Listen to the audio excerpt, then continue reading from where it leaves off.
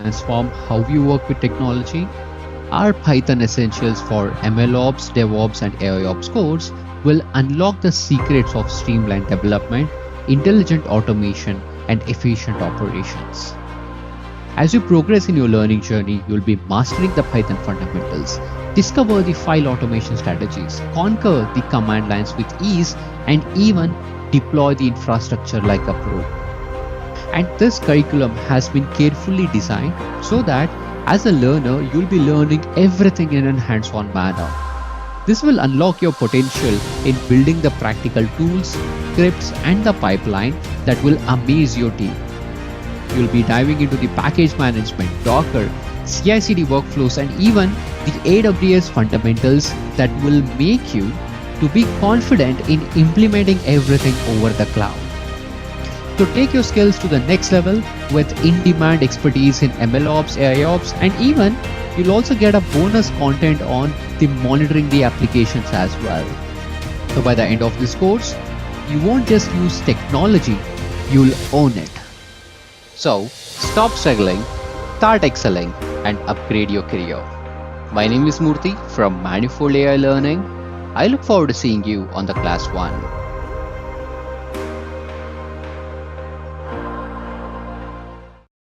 In a world driven by innovation, where artificial intelligence shaping the future, one academy stands at the forefront of technological advancement. Welcome to Manifold AI Learning, where we are proud to present the LLM Ops Masterclass. Join us on a transformative journey into the heart of AI operation as we delve deep into the MLOps, generative AI, data science, and artificial intelligence. From understanding the fundamentals to mastering the advanced techniques, our comprehensive curriculum will empower you to excel in the dynamic world of AI. So these are some of the testimonials that we have got from our previous learners of this batch. The LLM Ops Masterclass completely revolutionized the way I approach the AI project. I feel confident tackling real world challenges and driving the innovation in my field. Another learner says that the hands-on projects were incredibly engaging and gave me the practical experience that I can apply in my career. I'm grateful for the opportunity to learn from the industry experts. So guys, don't miss your chance to be part of this AI revolution. Enroll in the LLM Ops Masterclass today and unlock your potential with Manifold AI Learning.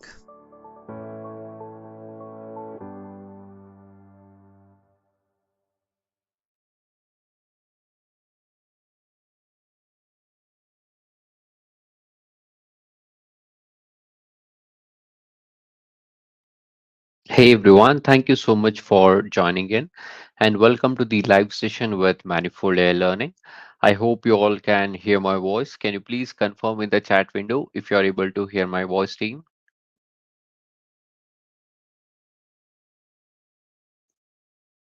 Okay, thank you, Rakshit. Thank you, Dheeraj. That's great, Samyukta. Thank you, Saraswati. Okay, thank you, team, for confirmation. All right, so the agenda of today's session is the generative AI interviews. So with the change in overall data science landscape, I can say that now more and more companies are looking for the people in the role of data science, especially the people having some sort of knowledge in the area of generative AI.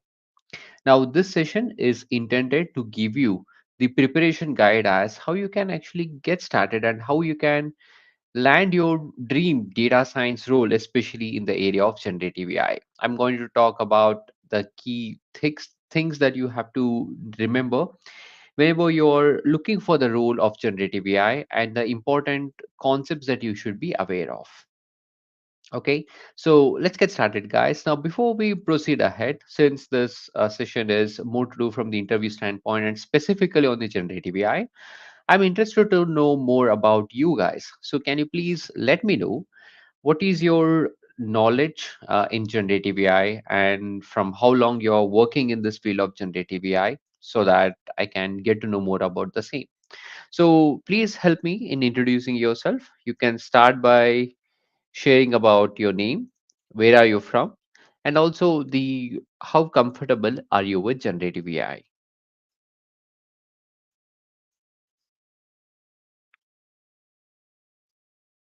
So please help me by introducing yourself with name, where are you from, and how comfortable are you with generative AI. Please introduce yourself in the chat window, guys. You can also send the personal message too, in case if you do not want to send it in the group chat, that's completely fine.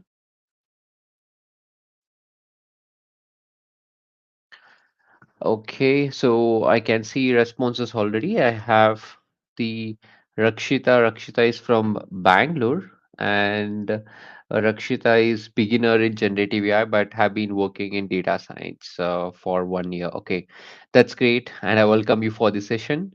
And I see a response from Vijay Reddy. So Vijay is from Hyderabad, has got basic knowledge with generative AI. Thank you, Vijay, for sharing, and I welcome you for the session. And I see the other responses to Samyukta, and I can see uh, Kantraj. Kantraj is also a beginner from Bangalore city. Okay, thank you, Kantraj. Akshay, I see another responses from uh, Sanket. Okay, so excellent, guys. I see more responses too. I see around 10 learners have already responded. So all of them are beginner. Okay. So all of them are beginner, and someone have just mentioned that I've joined the generative AI project. Okay. That's great, guys. And thank you so much for your response. So as I can see, most of the learners who have joined this session are actually beginners in generative AI or has a basic understanding about the generative AI. Okay, that's a good start. So that's completely fine. It doesn't matter what's your current experiences because I'll take you through a basic, I'll give you a background about this generative AI and then I'll talk about what are the key resources and the key things that you have to focus on. So first thing is, okay, what exactly is this generative AI and how exactly is this generative AI is changing the way that we build the application. Now I want to know from you guys. So what do you understand from this generative AI? Okay, so Lux Kantraju says it's a system that can generate the data. That's great. Okay, how about others? What do you understand by generative AI?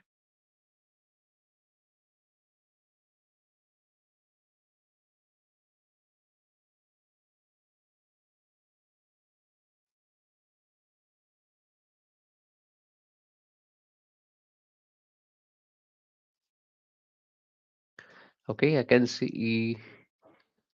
Perfect, guys. So most of you are saying that generative AI is something that is able to generate the content. That's correct. So when we talk about this generative AI, the generative AI, you can think of it as a type of artificial intelligence.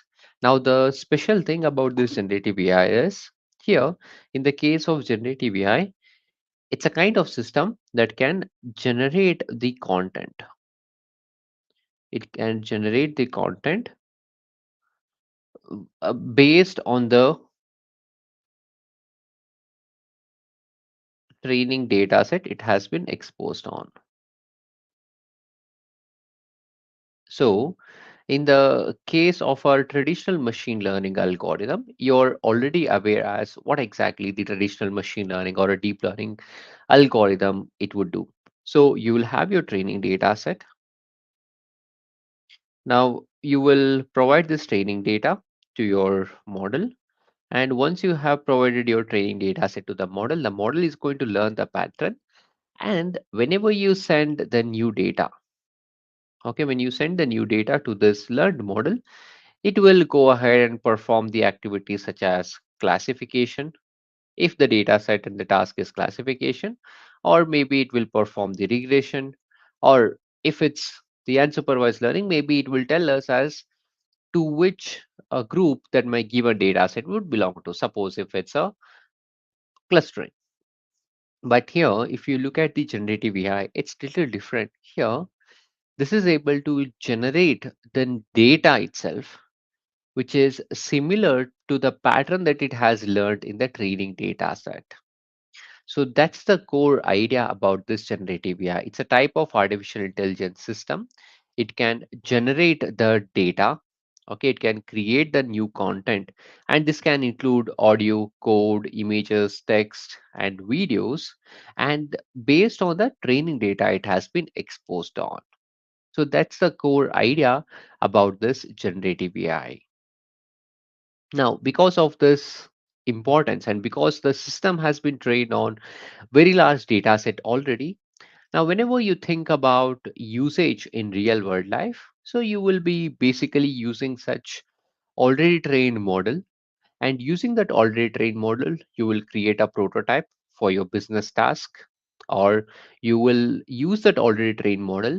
And as a data scientist, you will perform the fine tuning so that this generative AI can respond to the queries of your business data, and then the business can gain the benefit of this generative AI models.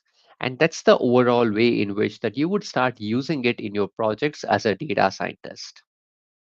So because of this ability of generating the content based on the training data it has been exposed on, so there are wide variety of use cases have actually opened up. Now, if I just talk about from the data science perspective itself, okay, I'm not going to talk about from the business or the industry perspective. There's a lot of applications. If I simply talk about some of the applications inside the data science itself, we can actually use this generative AI in the tasks such as data augmentation. That means if I have some training data set, I can make use of the generative AI to augment my training data. That means to create the similar data to the data that I've got in my training data set. That's called as data augmentation.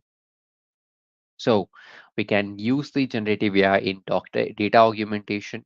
It can be used for model prototyping for the given data set. If I want to just create a prototyping, I can also make use of this generative AI. And because of these benefits, even data science teams have started using the this generative AI as part of their training the model that they have got. So that means this generative AI has opened up the opportunities even in all the industries that we have got, including our data science too. Now that you have understood the importance of generative AI and the capability of this generative AI, so let's look into some of the basic idea about this generative AI and what are the key things that you need to be aware of.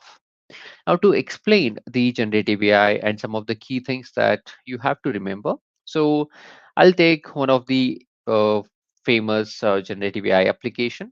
Let me pick up the ChatGPT. So ChatGPT is a generative AI application. Here, you will interact with this chat GPT with the help of an input that you provide to this the generative AI. That's basically called as prompt. So whatever the input that you would provide right here, okay, whatever the input that you would provide right here, that is called as a prompt. So you will provide the input, and this input will be received from the model that we have got, and it will process our input and it is going to generate the response. Okay, so by modifying the input, you can also modify how the response is being generated, and that's the secret of getting the output from these generative AI application in an efficient manner. Let's talk about some examples. Suppose if I mention some text that says as uh, explain. I'll just show you some example of the prompt so that you'll get an idea about what we are talking about. So suppose if I mention as explain decision tree algorithm. So if I just mention as explain decision tree algorithm, it would go ahead and generate me a response for this decision tree algorithm.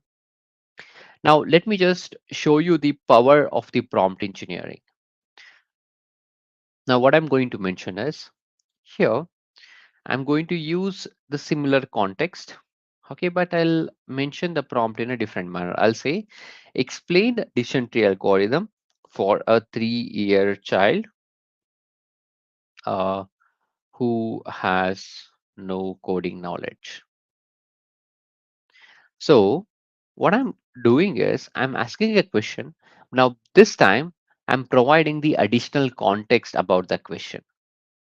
I'm providing the details as explain the decision tree algorithm for a child who has no coding knowledge. And now if I press the enter key, so here the chat GPT is able to generate the response right now. Here it says that story time, that is choosing a snack.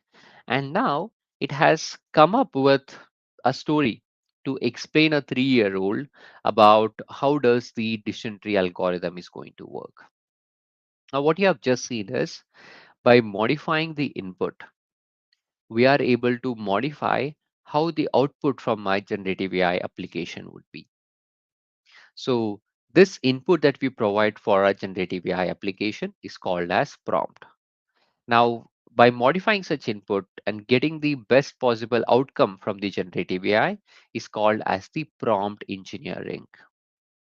So prompt engineering is a technique where you will fine tune your inputs to your large language model or the generative AI application.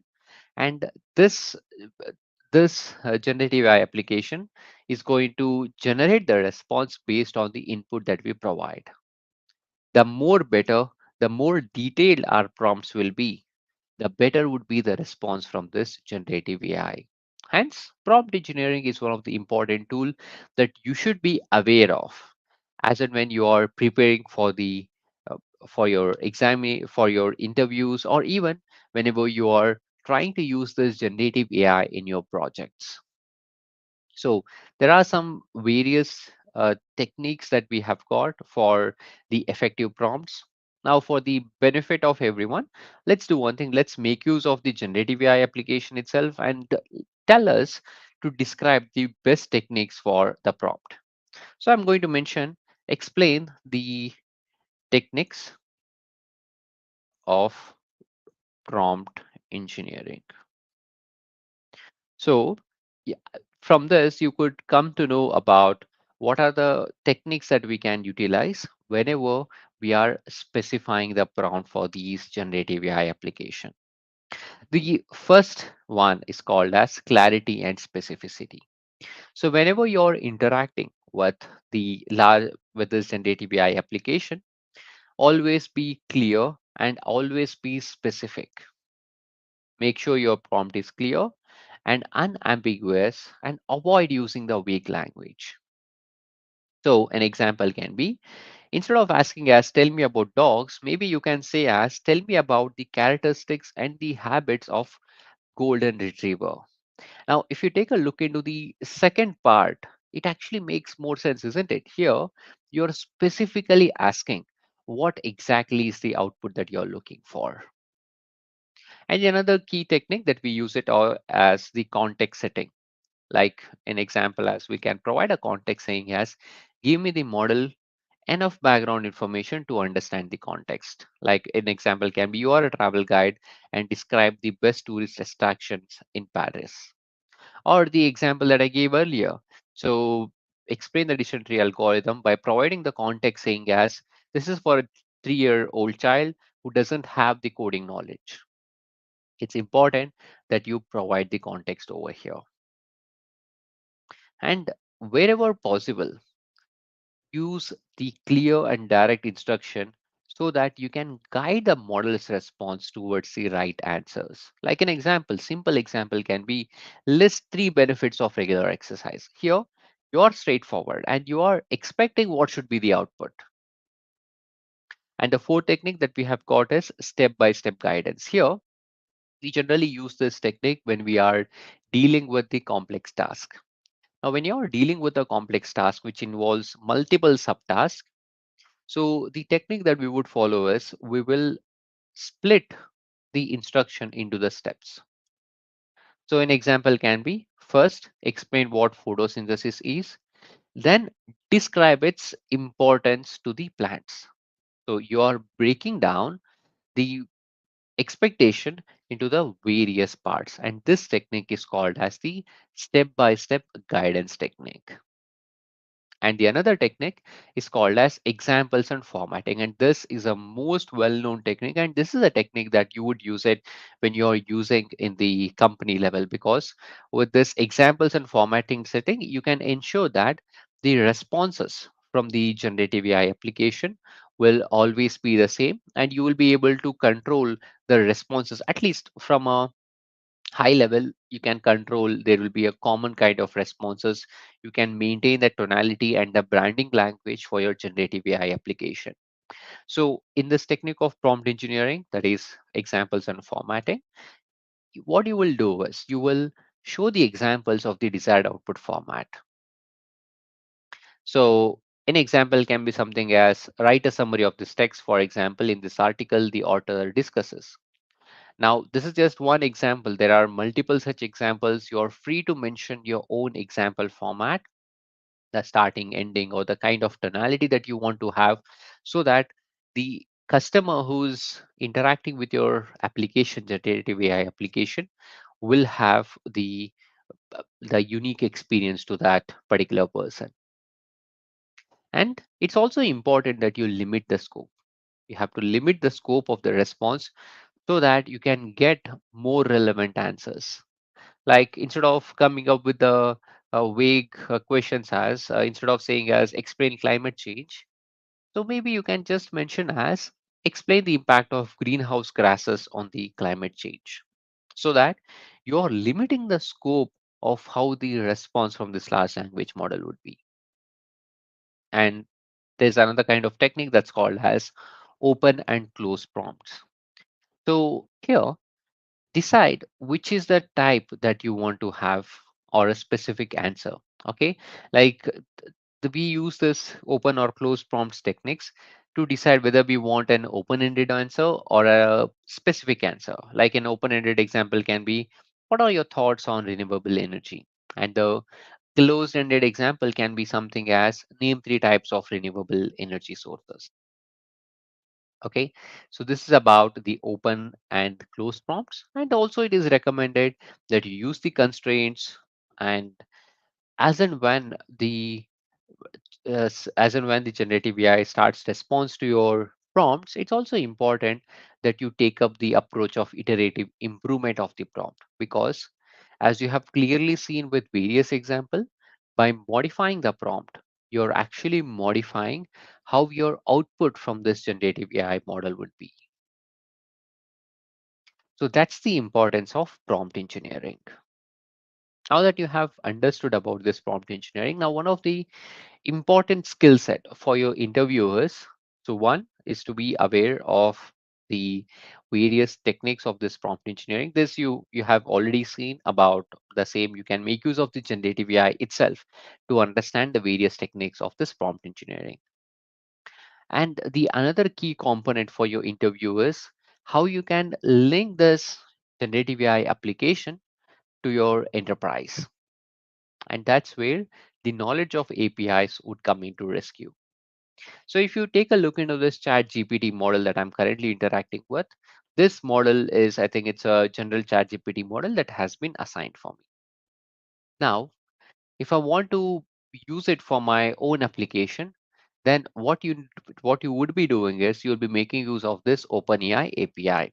In order to access the same, you'll have to go to the website platform.openai.com. And over here, you'll have to perform the login. Let me do the login.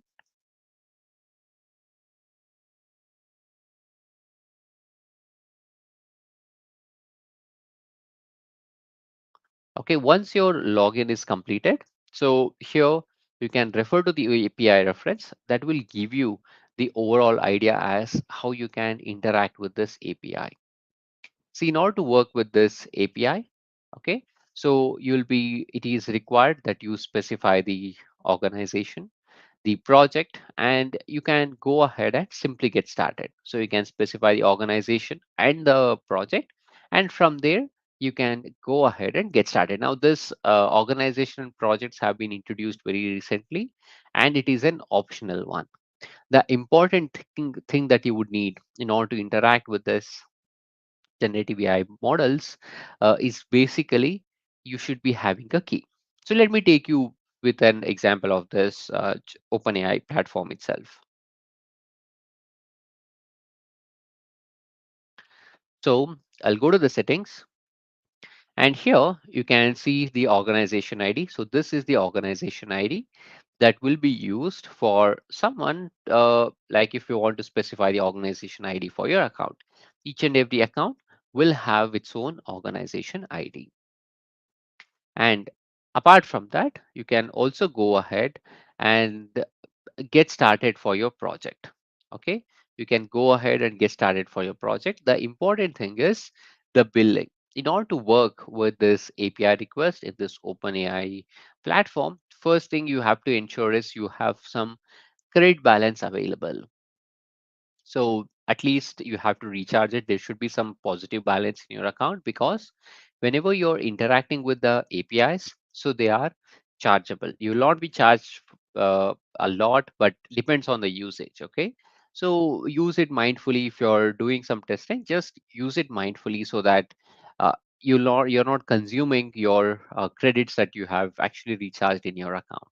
Okay, that's how you can actually like get the grade balance. Now apart from that, what you can do is, let me just show you. So now apart from that, let me take you to few more things, guys. So you can add the teams too, and then let me show one more thing.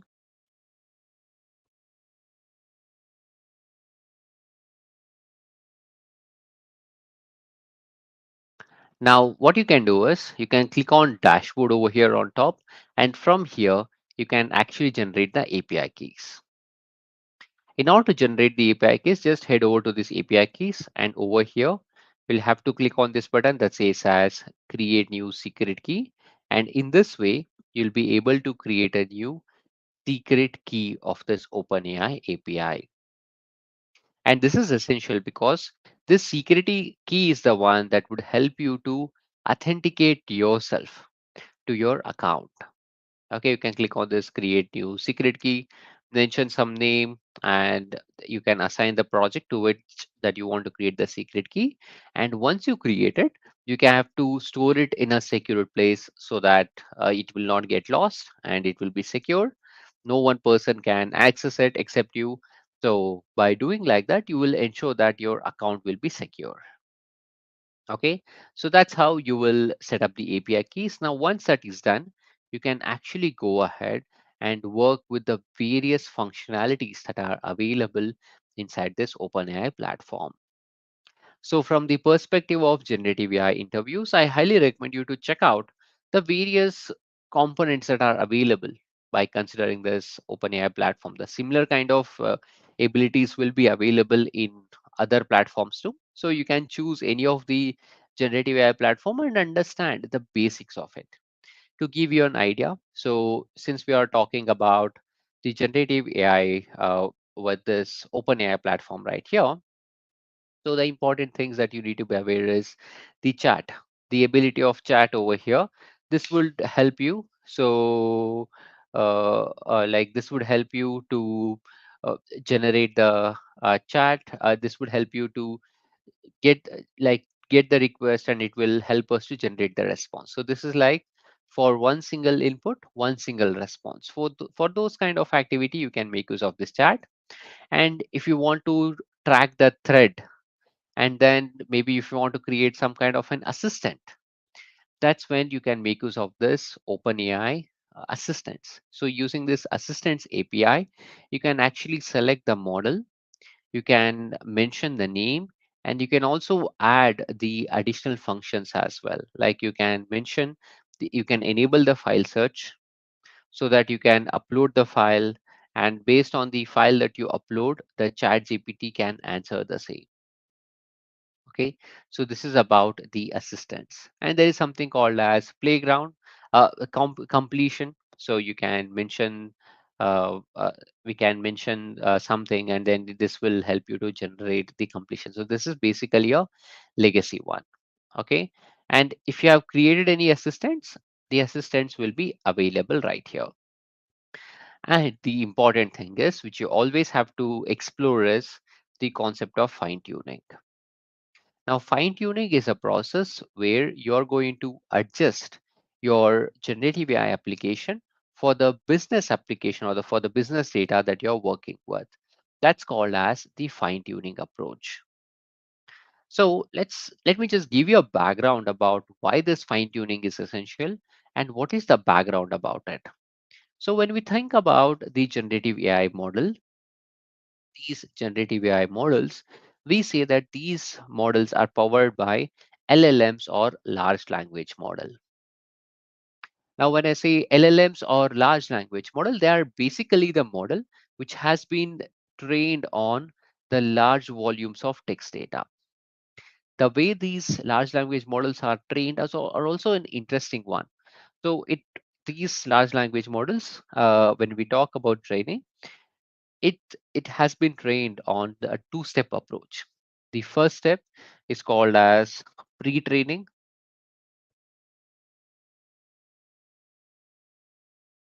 and second one is called as fine-tuning. So this pre-training is a unsupervised learning activity that will be done on a huge corpus of text data, and it will be trained in an unsupervised learning manner with the technique of the language modeling task, which says that given the current word, what is the next word? So that's the idea about this pre-training. To give you an example, here, let me just consider one of the Wikipedia page. I'll say LLM Wikipedia. So if I go to the Wikipedia page of this large language model, it has got some text. It says as a large language model is a computational model notable for its ability to achieve general purpose language interpretation and other NLP tasks such as classification. So if I have this text data, the way that I'll be training my large language models is I'll be splitting this entire text data into individual tokens.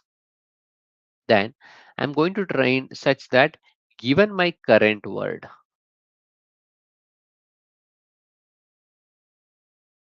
what should be my next word? Okay, this is the common task that we'll be using to perform the training. And in other scenarios, what we'll be doing is, like, I'll consider the sequence of words and I'm going to mask some words. Okay, I'm going to mask some words. Okay, then the goal is to identify what are these masked words in a sequence. So these are the two common ways in which that we'll be training our large language models. The reason that we call it as large, because here I'll be performing this kind of task on large corpus of text data, and the number of parameters is also very high. It will be in billions of parameters. So because of this reason, we call it as LLMs, that are large language model. So since it has been trained on large corpus of text data, it has learned so much that once these large language models have been trained, this is able to generate the output on the data which it has not explicitly been trained upon. Like for example, let us assume that we would go ahead and perform this large language model, and I have this large language model present using this task of this language modeling technique. And this is called as a large language model, and we also call it as the pre-trained model or a foundation model. Okay, when you have this foundation model, it has been trained on given a current word, what should be the next word. That's how I have trained this large language model. Now, when I have this foundation model with me, so I can send in a new data. Okay, I can send in a new data saying as what is the sentiment of this text. I'll just ask as what is the sentiment of text, and I will provide some text input that says as movie is good. Now, when I provide this input, which is nothing but the prompt to my large language model, My large language model will tell me as this is a positive sentiment. Now, if you look at it, I haven't trained my large language model on this task of text classification, isn't it?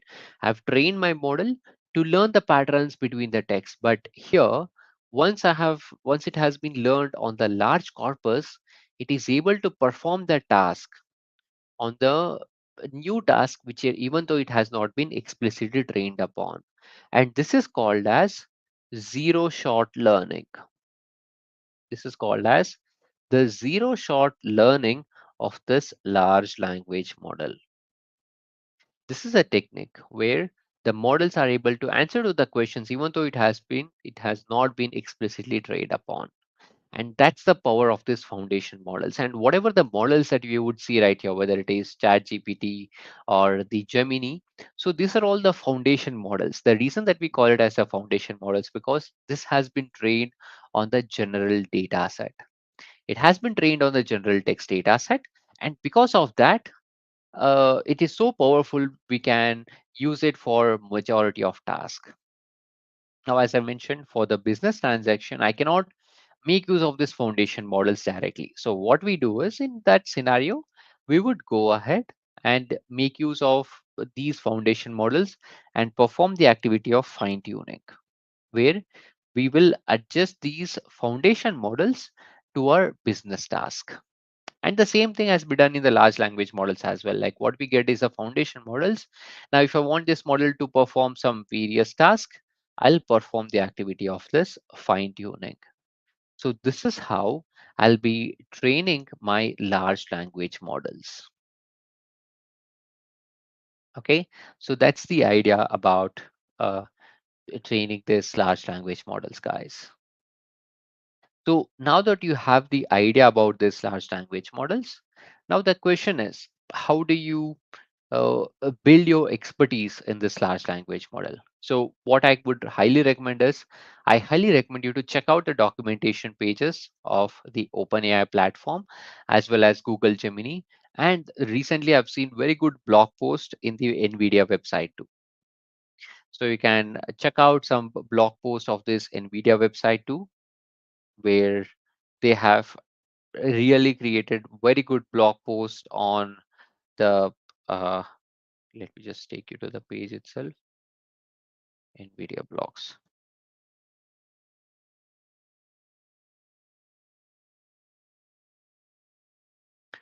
where they have written a well-written blogs to help you understand what exactly is generative AI and how does this generative AI would work, and what are the key ways in which we evaluate the generative AI.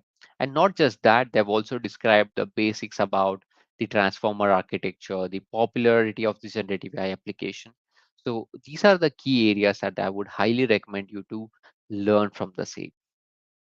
So check out these official documentation page or from this NVIDIA and OpenAI, so to help you build your technical expertise on this large language model and implement it on your industry application.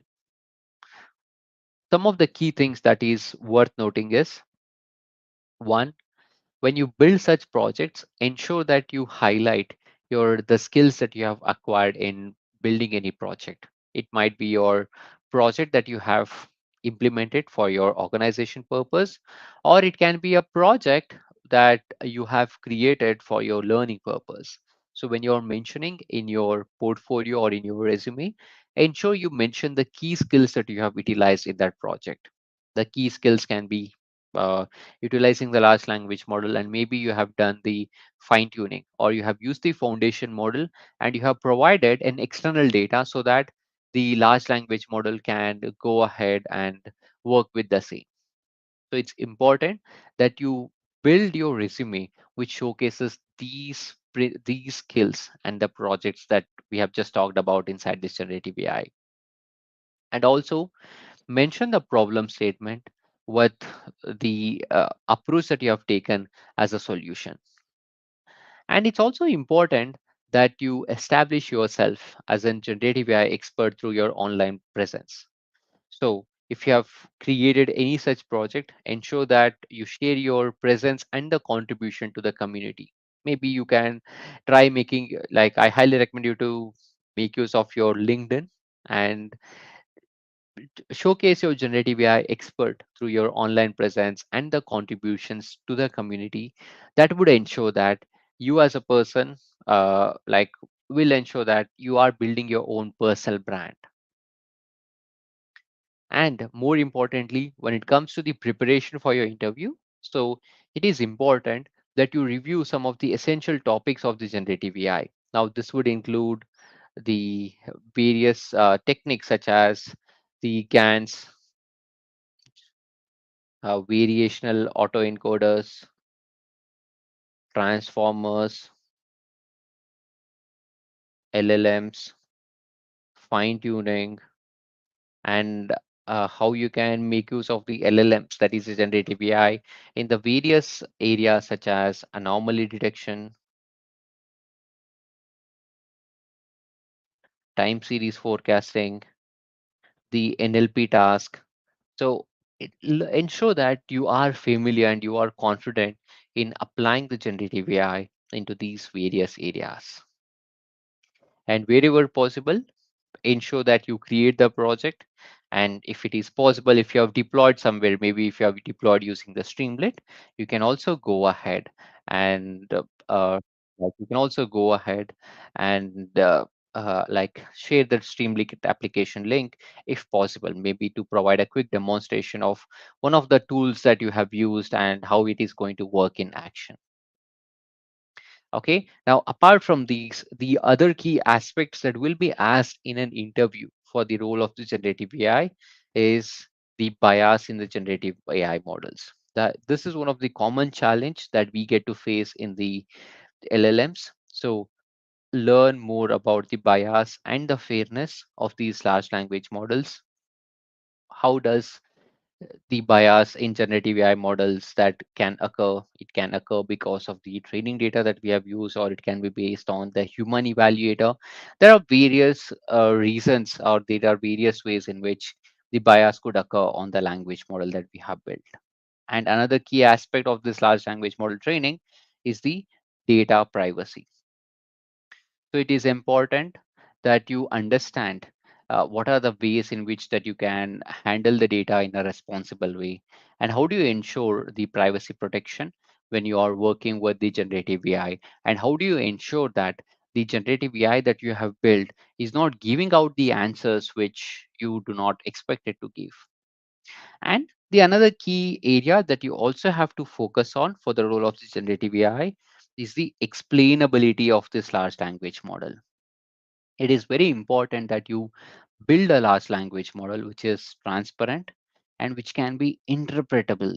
So these are the two things which are very challenging, and these are some of the important one when we are thinking about usage of this generative AI to the wider audience. Okay, so these are the key things that you have to focus on for the generative AI interview roles, guys. Now, but like if you've got any questions, team, so this is what I had planned for today's session, for some of the key tips and tricks for you to prepare yourself for the generative AI journey. Now, if you have got any specific questions, please do let me know. And I also want to bring your attention to the Manifold AI learning site. So if you're someone who is getting started in this generative AI, do check out the Mastering the Generative AI package from Manifold AI Learning. With this, you get to have the most of the courses of this generative AI journey, which includes the NVIDIA certification, Python programming, the generate NLP, prompt engineering. Now, this is an interesting course, which is the LLM Ops Masterclass.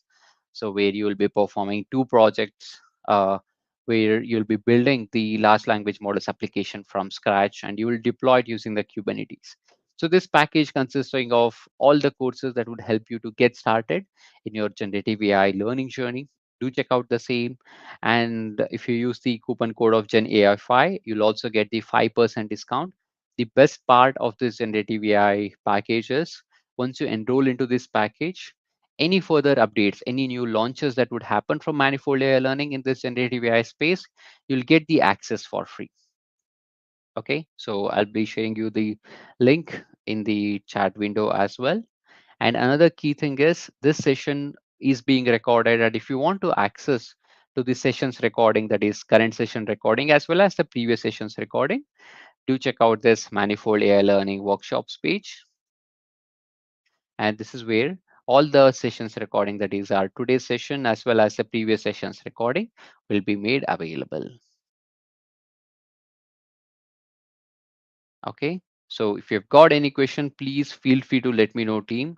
And again, thank you so much everyone for joining in on this weekend to join on this live session with Manifold AI Learning. So I look forward to seeing you on our next session. So in the next session, what we'll be doing is, in the tomorrow's webinar, we'll see as how we can build and deploy our own LLM applications from scratch. So that's what we'll be doing it in the tomorrow session. Okay, let me share you the link for the folks who have joined today. I'll be sharing you the tomorrow's link as well in the chat window.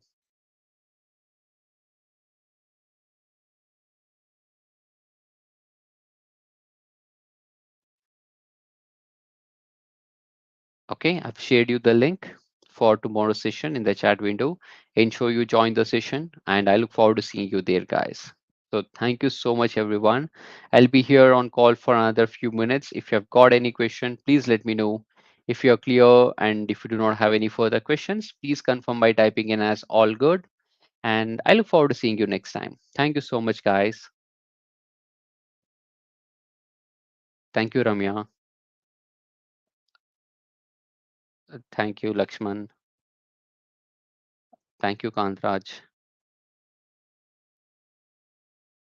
Thank you, Venkata. You too, Venkata.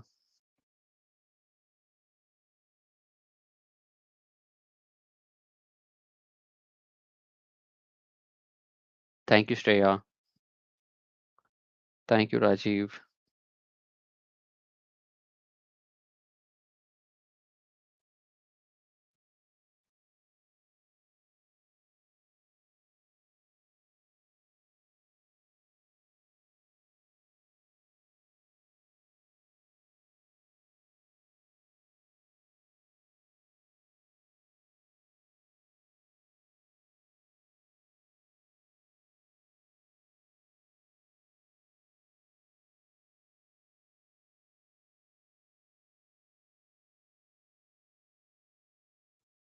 Okay, there's a question from Venkata. How are you able to access platform.openai.com? Is it a paid service? Yes, it's a paid service, Venkata. So you just have to log in, and to be able to create the APIs. I mean, like you can access for free. Like accessing this platform is free, but if you want to use the API and build the application, then you have to make a minimum recharge of your account.